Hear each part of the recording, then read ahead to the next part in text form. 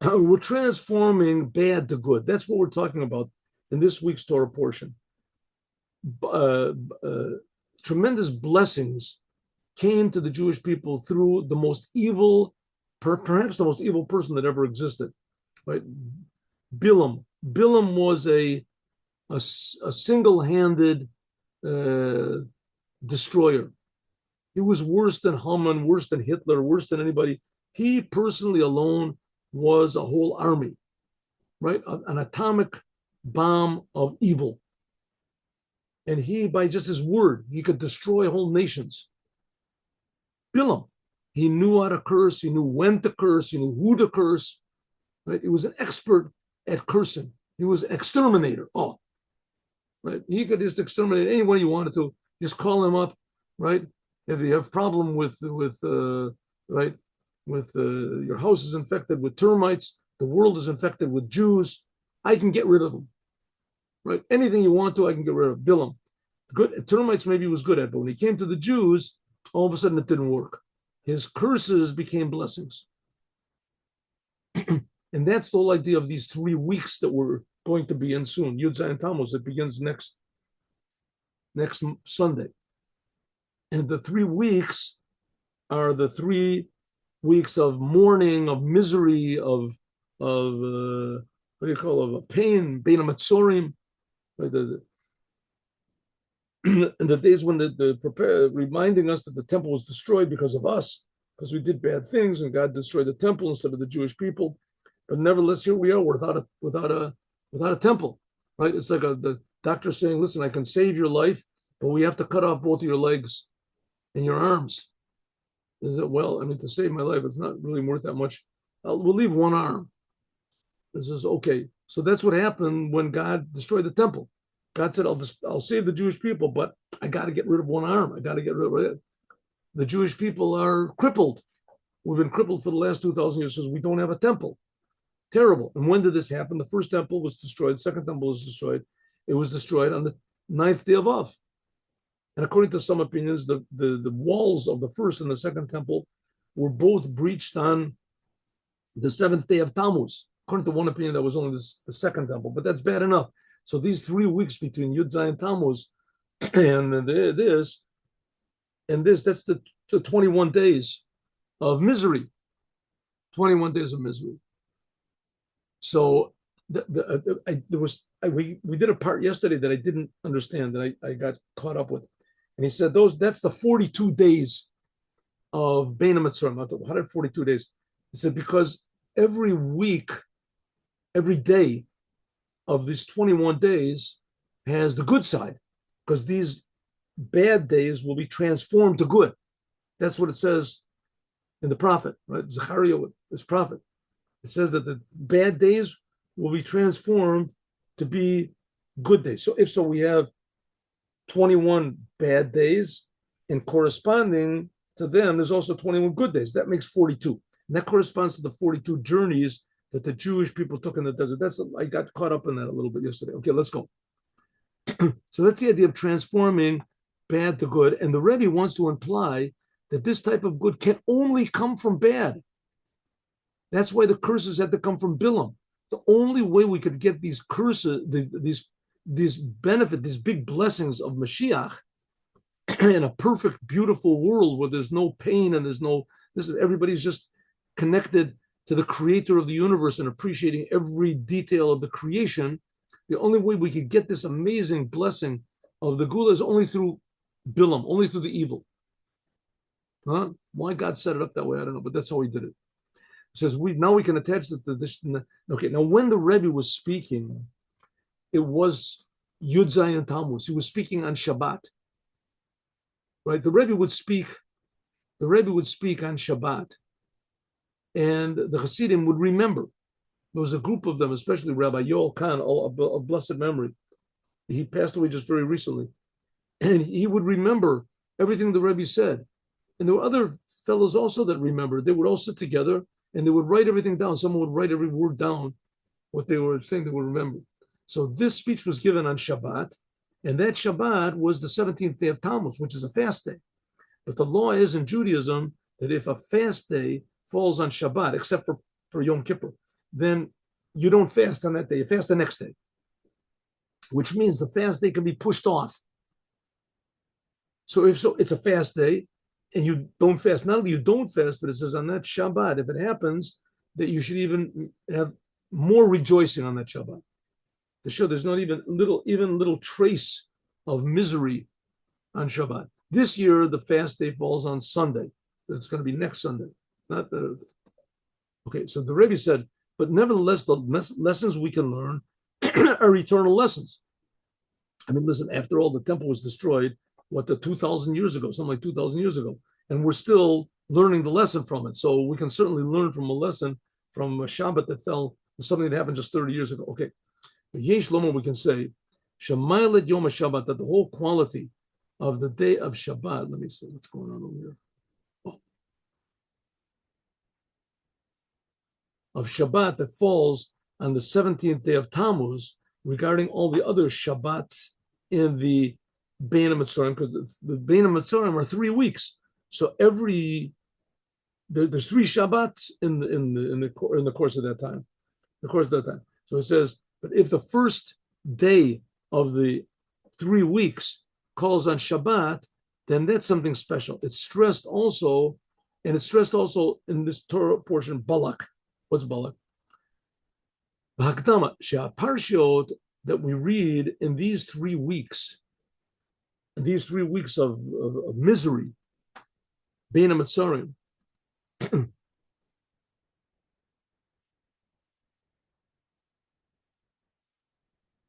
she moadim shall call Hashana. In Parshat Pinchas, next week it talks about the holidays or the fast, and the fasts and Tisha B'Av. In all of them, there is a connection to the parshas that we read in. I'm sorry. I read this wrong. The Torah portion that we read has a special connection to the time when we're reading it. And like the Torah portions that we read in Passover has a connection to Passover. Not just the special things that we read for Passover. The regular Torah portion that we read has a connection to that time. Okay, now we're reading these 3 Torah portions.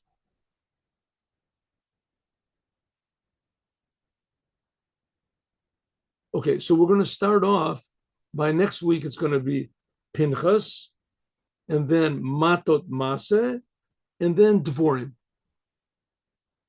Right, that's what we're going to be reading. Pinchas, Matot Maseh, and Dvorim. Just give me 1 second. I think that this year, let me just see. Have a look here. 1 minute. Give me 1 moment. Give me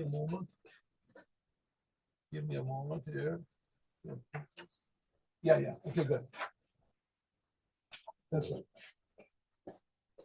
Pinchas, Matot Maseh, and Dvorim. That's what we read in these 3 weeks, right? Beginning next Sunday, next week.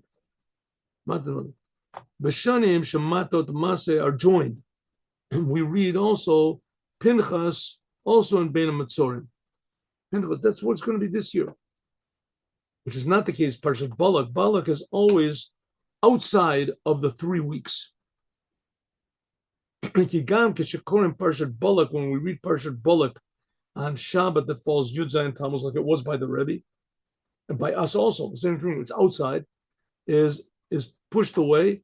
The Yom Rishon after Shabbat, Sheshayach Parshat Pinchas. Okay, so therefore, this year also the same thing. This year we're going to finish reading Balak, and then the day afterwards we're going to start the 3 weeks. Okay, so the 3 Torah portions that we read in these 3 weeks are Pinchas, Matot Maseh, talks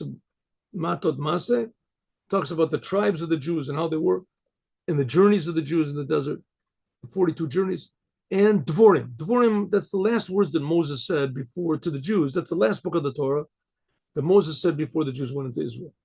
Mizeh Muvan, from this it's understood that there's a big difference between the way of Geula.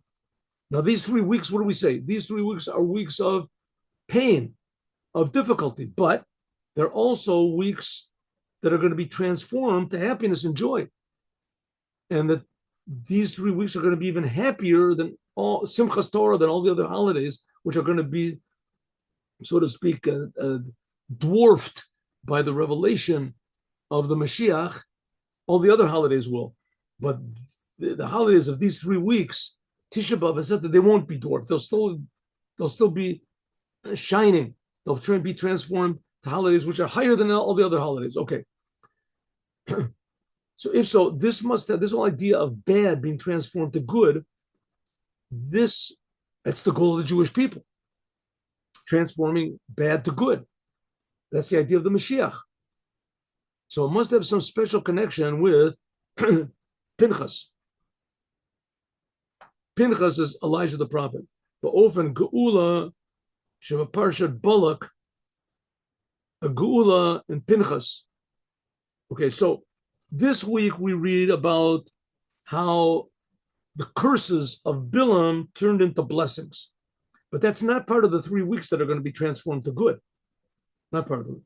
What is part of the 3 weeks? Next week, it begins Pinchas. Now, what's the story of Pinchas? Pinchas was a Jew that he saw the Jewish people were all sinning. We'll talk about it at the end of this week's Torah. And he jumped in and stopped them from sinning. They were all doing this how do you say, decadent stuff with the daughters of Midian, whatever. And he jumped in and he stopped it. So that was Pinchas. The whole Torah portion is called on his name. And it has the holidays in it and the other things in it. Pinchas. Matat Masa is talking about the tribes of the Jewish people and how they traveled in the desert. Okay, but let's just talk about Pinchas. Kevin, since Pinchas is the first Torah portion in these 3 weeks, Nirgash, so we can feel, and it is stressed, Be'ikr mainly, Hatikun, the Chorban, fixing up the destruction of the temple and exile. That's Pinchas. Pinchas is talking about mostly how everything is going to be fixed up.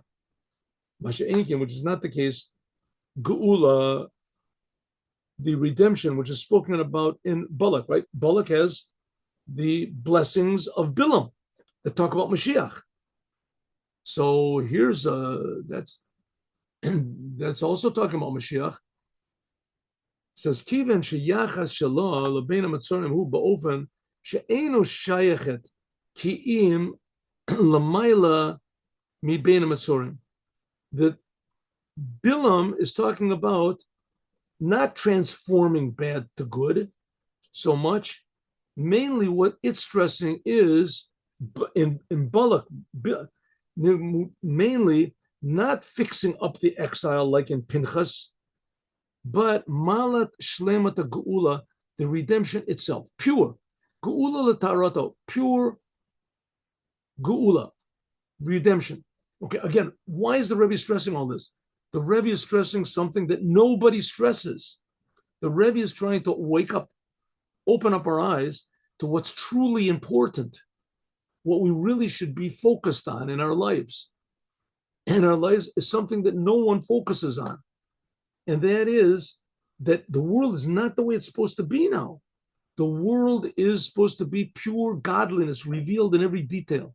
We're supposed to be seeing and feeling why God is creating everything and why God is creating us and what we can do to fix it up, to make it even more godly. That's what we just talked about, tshuva and the thing. So this week's Torah portion is talking about pure geula. Here we see Bilam wanted to curse the Jews. There's not one word of curse. Not one word of curse came out of Bilam's mouth.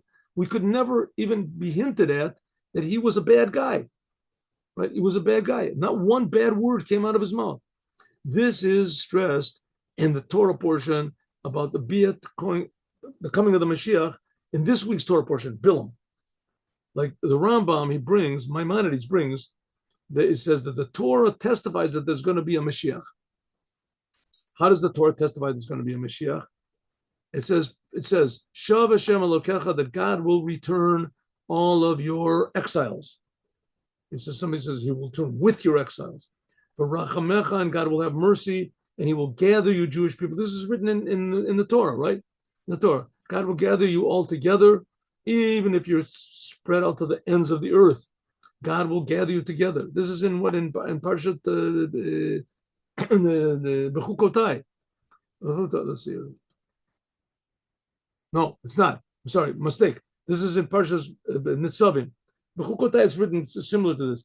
Parshas Nitzavim, near the end of the Torah. God promises, not in the prophets, and God promises, I'm going to gather up all the Jewish people together.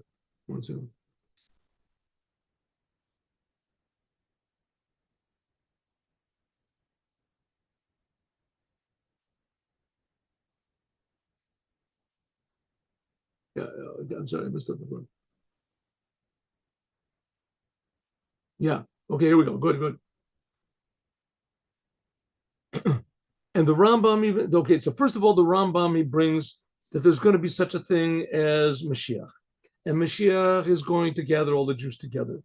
And he's going to fix everything up. He's going to build the Holy Temple. And he brings a sentence from the end of the book of Deuteronomy. Even if you are scattered to the end of the earth, God will gather all you together. And afterwards, the Rambam brings, Maimonides brings, and also in Bilam, it also says and prophesies about two Mashiachs, King David and the final Mashiach, Mashiach ben David. What's the difference between them? Why does the Rambam have to bring two sentences? He brings one from Deuteronomy and he brings another one from Bilam. Why does he bring from Bilam? It says because in the sentence where God talks about God will gather you all together, this is stressing that the Jewish people are in exile and God will bring you back from the exile. That's what it says in the Torah. But in Parshat Bilam, it doesn't mention anything about the Jewish people being in exile. It stresses only how great the redemption will be on its own.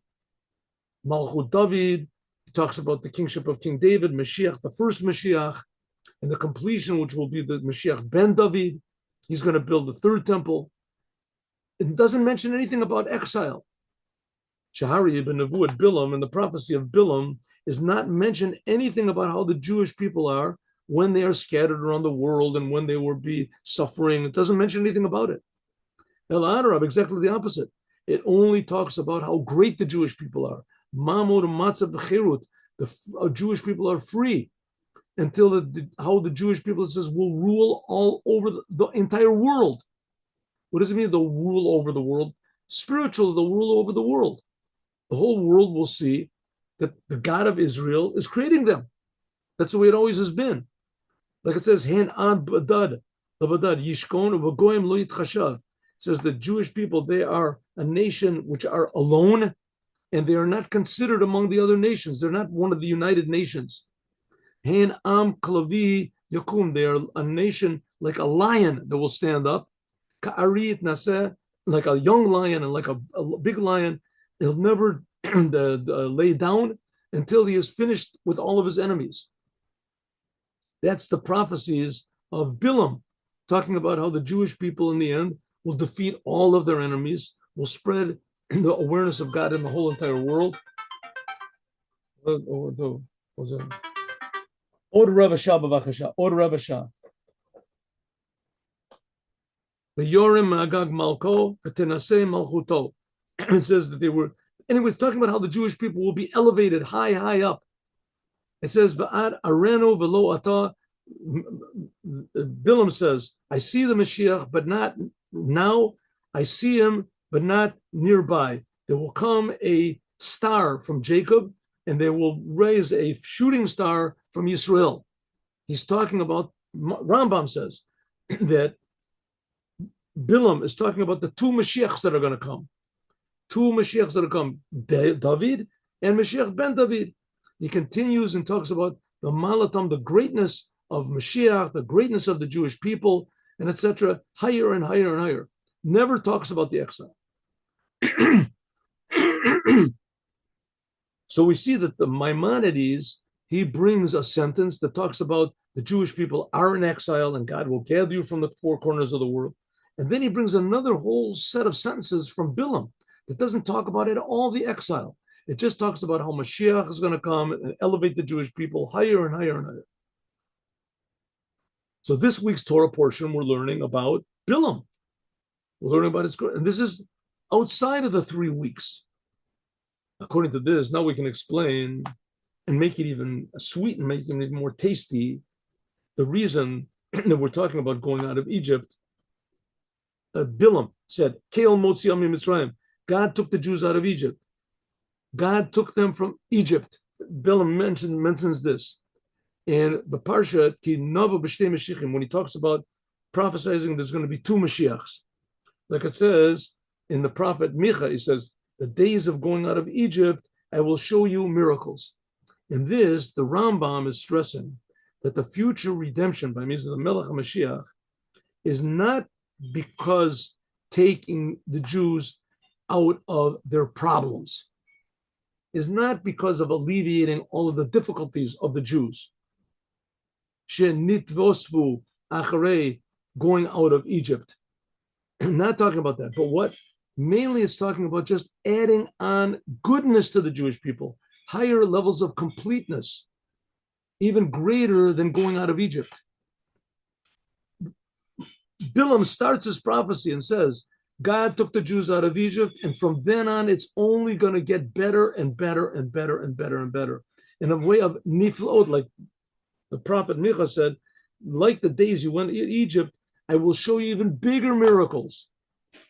Bigger miracles means that it'll make, when Mashiach comes and what he does, everyone's going to say, that's miracles. Well, the things of going out of Egypt that it says in the Torah, those aren't miracles. Right? That's not real miracles. And we see that after the Jews got out of Egypt, that there was also big problems. The Jews had big problems. It says in the future, it's not going to be that way. That's what Bilam is prophesizing on the perfection of the Jewish people, the highness of the Jewish people, to reveal the real true connection of the Jewish people with God. Al derech, like it says in the connection, Elam Maseh, that's going to be in 2 weeks. These are the journeys of the Jewish people. Bnei Yisrael, of the Jewish people, that they came after they came out of Egypt. That going out of Egypt is not just going out the first journey they made. They left Egypt one time. But what does it mean? These are the journeys of the Jewish people when they left it. That's Parshas Maseh. It's going to be in 2 weeks. These are the journeys of the Jewish people going out of Egypt. There was one journey going out of Egypt. The first journey, they left Egypt. Maybe journeys out of Egypt. It says because going out of Egypt wasn't just the first time. In the Rishona that they came from Ramses to Sukkot. Ramses was like the edge of Egypt, and then they went to a place. Then afterwards they went to Sukkot. That was when they were free. That's not just talking about that one journey out of Egypt. The purpose of going out of Egypt wasn't to go physically out of this land, even though that was certainly the beginning. The purpose of going out of Egypt was to continually going out of Egypt. Elagam Prate Amisot, all of the details in the desert until they came to Yarden Yerechel at the edge of Israel, they're hinting at going higher and higher to the future total true redemption by means of the Mashiach. The Morach Vadayin, that's meant Yarden Yerechel, is talking about the Mashiach. They are part of going out of Egypt. And that's just another stage in going out of Egypt. Higher and higher, that it's stressed, going Mala v'Shlemut Geula, the true redemption in its own. How it will, as a tzorich b'tikun, won't be necessary. Gam lulei hatzorich l'tikun, forgetting about the fixing up of the exile. So we have 2 aspects. We haven't gotten to the second one yet. The first one is pure redemption. That's what's spoken about in Bilam, Parshas Balak. True, what really Jews really are in their essence. What the Jewish people really is and what the world is supposed to be. But especially the Jewish people. It's supposed to be purely connected to God and purely striving constantly to be more and more connected to the truth. Why God is creating the world, how God is creating the world, why God is creating the Jews, why He gave us the Torah, the godliness which is found in every detail of the world. That's true redemption. That's what we learned about in Likutei Torah just now, the third Tshuva, we're talking about third Tshuva. So says the Rebbe, that's what we're learning about this week. This week, Parshas Balak, we're learning about pure redemption, not thinking about the exile at all. Pure, the way things are going to be, it's hanging, the Rebbe is hanging it in front of us. I don't want to bring the example like a carrot in front of a goat, because the goat never catches the carrot. Here, eventually, well, listen, also, we're never going to catch it, as God is going to give it to us. I think the carrot before in front of the thing is not such a bad example. That Hashem should have mercy on us and give us the carrot already, so that it's not just a. But nevertheless, the Rebbe is trying to tell us what truth really is and what's really waiting for the Jewish people, and we have to do everything we can to achieve it and not forget about it. Pure redemption, pure truth being revealed. And now we can understand something. Another thing, let's see if we can get up to this. Here we go. Like we said before, this adds a special elevation this year, even regarding all the other years. Because this year, Yud Zayin Tammuz falls on Parshat Balak. And what is going to be the connection? When Yud Zayin Tammuz falls on Shabbat, then it stresses the numerical value of Yud Zayin, which is Tov, good. That's what is good about the 17th day of Tammuz, when the walls of Jerusalem were breached, the beginning of the destruction. When the first day falls on Shabbat, that was back then, 1991, then it stresses the good, which is found in the 17th day of Tammuz, and in all these 3 weeks. Namely, what? It's possible not to feel the exile at all. What we should be interested in is preparation for the redemption. Mitzad hadgashat inyan geula, because of the feeling of the redemption on Shabbat. So it should be also in all of the generations. Not just now, the Rebbe is saying when it falls on Shabbat. The closer that we get to the true redemption, pochet v'holech, and should be less and less the feeling of exile.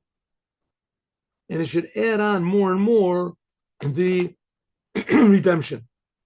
The good, which is in the 7th day of Tammuz, and the good, which is in the 3 weeks. Let me give you an example. Let's say for a person, let's say he wins the lottery, a poor person. He's living on the streets. He's eating out of garbage cans. He was evicted from his house. He lost his job. His wife, they left him. They stole all of his money. Whatever it is, he's living on the streets. And with his last dime, or some rich guy comes and says, "Here, I bought a lottery ticket for you. Good luck." And he looks and he sees that the lottery, he won it. He won it. And he's going to get all this money in another 3 weeks. 3 weeks. At the end of 3 weeks, he's going to get all the money. He can put it in his bank, whatever he wants. So now the closer this date comes, the less and less he feels that he's poor. He's not thinking about his poverty and what he's going to get. He's thinking more about, what am I going to do with the money when I'm going to be rich? He's already starting to feel rich. He's already starting to feel a rich person, right? He goes up to people and says, "Hey, you're the one that just won this. Listen, can I borrow? I want to buy a pair of pants. Listen, I want to wash up. I just want to go into a hotel room and just wash up, just wash up, put on new pants. Here, you sure you can borrow money? For sure, no problem. We're your friend." All of a sudden, his whole attitude changes. Everything changes. That's what the Rebbe says is waiting for us. It's supposed to be waiting for it. Any second is supposed to come the future redemption. Any second. There, and the closer it comes, the more we're supposed to stop thinking about the terrible exile and start thinking about the redemption, which is supposed to come. Which, to tell you the truth, I don't really know how this is possible, but that's what the Rebbe says, that we're supposed to do it. So we have to sort of take our mind off of the negative things. There's a lot of negative things going on around here. I mean, listen, it's true, it's big miracles every instant, but it's very hard to internalize what the Rebbe is saying. But Judaism is not easy. What can we do? Never said it's going to be easy. So it says the closer that we get to the redemption, the greater should be the joy that we should have. Like the Gemara says, Kari Lu Tzom, Bakari Lu Sansu V'Simcha. It says these 3 weeks are called fast days, terrible, but it says in the future, these days are going to be rejoicing and happiness. When there is peace in the world, when Moshiach comes, then there's going to be, the days will be happy and rejoicing. When there is decrees of the king, then they're called fast days. And if there is no decrees of the king, if we're not under foreign influence, in Gezerah Malchut, in Shalom, Ratzo, Mitani. If there's neither one, no decrees of the king, and there's no peace also, if you want to, you can fast. If you don't want to, you don't fast. The law is not like that. In fact, everybody fasts. Namely, that when the exile is getting weaker and weaker, and there's no decrees of the king, therefore is also weakened the necessity to fast. The closer that we get, there will be more happiness and rejoicing. This is especially relevant to our generation. I mean, now in our generation, unfortunately, we are under the influence of the non-Jews, so everybody fasts. I mean, privately in your house, you don't want to fast for some reason, but you should be rejoicing. It doesn't mean just to rejoice and go crazy. It means to rejoice with Torah and mitzvahs. In any case, the closer we get to the redemption, the less we should feel the pain of the exile. This is especially in our generation. In all of the courses of all the generations we had before, there were terrible things. On Yud Zayin Tammuz, there was the Holocaust, etc. The month of Tammuz was always the opposite of good, the destruction of the temple. But our generation, the month of Tammuz is revealed a new thing. And the previous Rebbe got out of prison. He got out of prison on the 12th and the 13th day of Tammuz.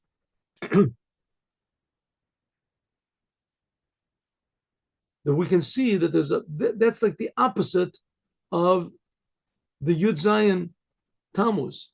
When Yud Zayin Tammuz came back then in 1927, there was a tremendous day of rejoicing by the Rebbe. I mean, they fasted, but it was still a tremendous day of rejoicing. Like the words of the previous Rebbe said, not only I have been taken out of exile on the 12th day of Tammuz, but also all of those who treasure the Torah, all those who do commandments, and even those that don't do Torah or commandments, they're just called Jews. Everyone has been redeemed on this day. It's a redemption of all of the Jewish people that are connected to and it'll show it's possible, and that it's certainly going to be the future redemption by means of the Moshiach. Since the name of Geula is on it. When the Rebbe got out of prison, it was called Geula. It was a redemption. It's an amazing thing. The Rebbe actually began the defeat of communism. Right? Communism was it was an impregnable fortress.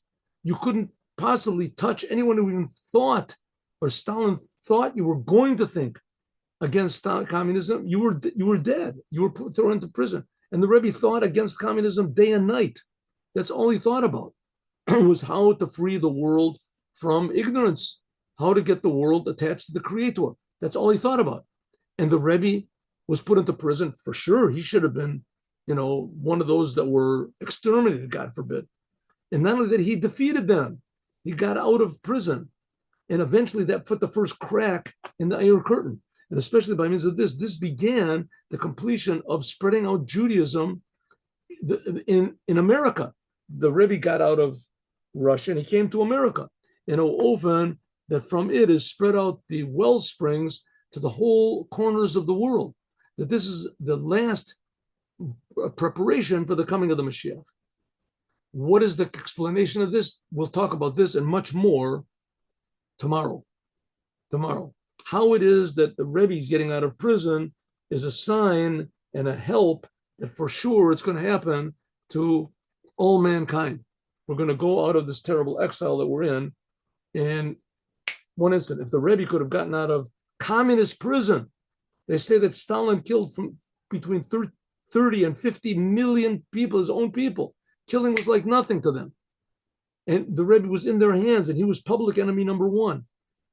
If he got out of the clutches of this of evil, as for sure we can get out of it also, and for sure it's going to happen. God willing, I hope before tomorrow's class. But in any case, we're going to learn 8 in the morning. Now let's do the Yom Yom.